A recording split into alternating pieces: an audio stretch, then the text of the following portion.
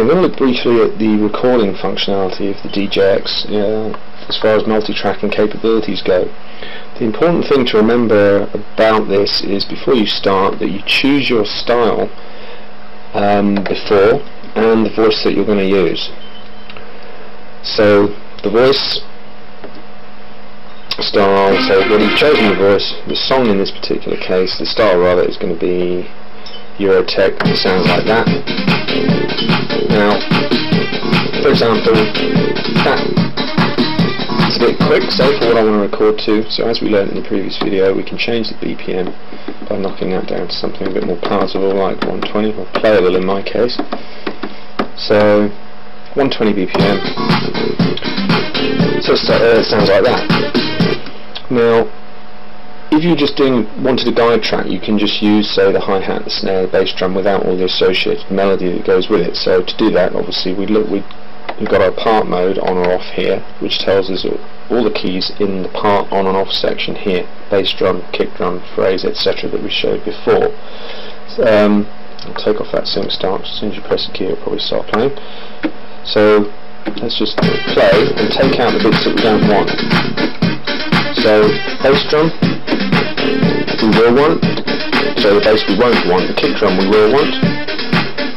Let's take the phrases out, percussion out, so that should just leave us with these three keys here relating to these here,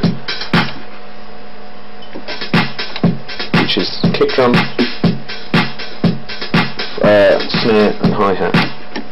So kick drum, snare, hi-hat. Okay. Now, once that's set, that's all we're going to want to play and record. We can go into record mode, of which there are three modes to. So there's real time, step time, personal settings user, which is for more of a live keyboard playing in a band type scenario. It would have your personal settings for whatever tracks you're playing along to in a live band, say, with you might have split the keyboard halfway with a particular sound for one track in the top half, or whatever it is that you might do. So what we're interested in, we go into real-time mode, and what happens after a second, you start to get the individual tracks that you can record to starting to flash and go into standby mode.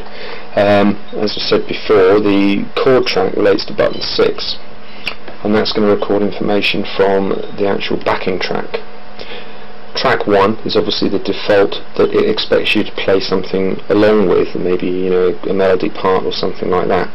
If you're not ready to do that at this point, then you can just turn that off. Now the only track that will really be recording now is the actual chord track.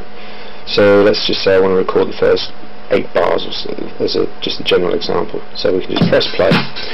You can see the record icon is working, and the track, the bars moving along here. So just for argument's sake, there's 8 bars or so recorded. So once they're recorded, when I hit the start stop again, you can see that on track 6, relating to the chord button, we have the drums information recorded. So that's going to be our backing track now, and our timekeeping track.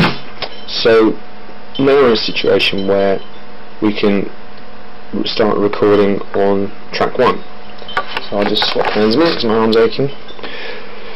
When it's flashing, it's in record mode, or you can take it off. You could record to track 2 instead, or whatever, same as up to 1 to 5. So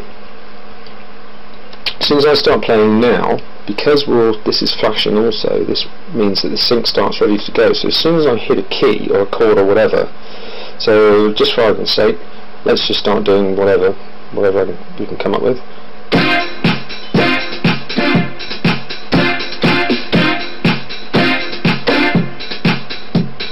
Something really basic like that, for the sake of example. You can see now that track 1 has stopped flashing, and if we play it back, we can see track 1 and track 6 are recorded. If you made a mistake, you can just go back, press through 3 times, it cycles around from recorded track to off completely to flashing ready to re-record. So now that we've got a rough idea of what we want to do, if we want it to start recording as soon as I press a key, we can set the sync start immediately again and try again.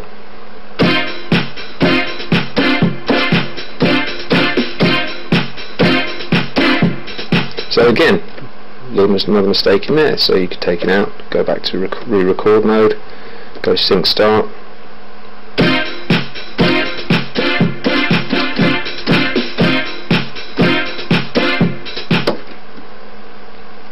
Hopefully you're happy with your timing and everything else, no wrong bum notes in there or anything like that. You've got track 2. Okay, so once that's done, you can now start to fill up track 2. If you wanted to just have a practice before, you could decide what now. Maybe just make up a melody or something, or whatever it is, doesn't really matter for this sake of argument. And let's just go for it.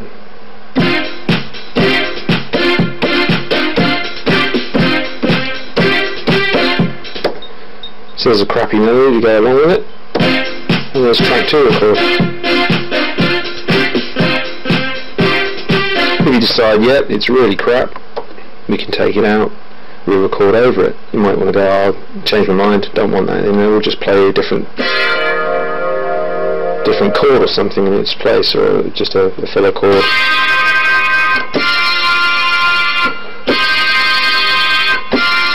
Just as an added bit of backing. Yeah, that sounds like a better idea, for example, so we'll go with that. And set the synchro start again so that it plays as soon as I hit the keyboard.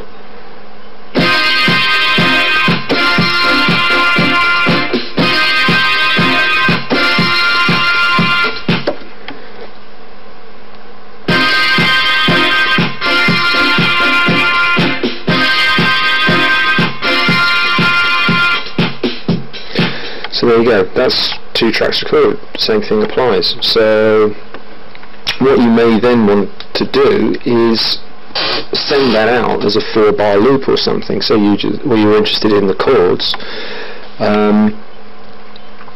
What you could then do is plug a line out into the phones or something, straight into your equipment, and then just play out and record into another bit of software as a WAV file, for example, that piece of music but without the drums. So you just press the chord key, they'll stop playing, and if you didn't like the first chord, say all you're interested in is the second chord for the track, and just play out.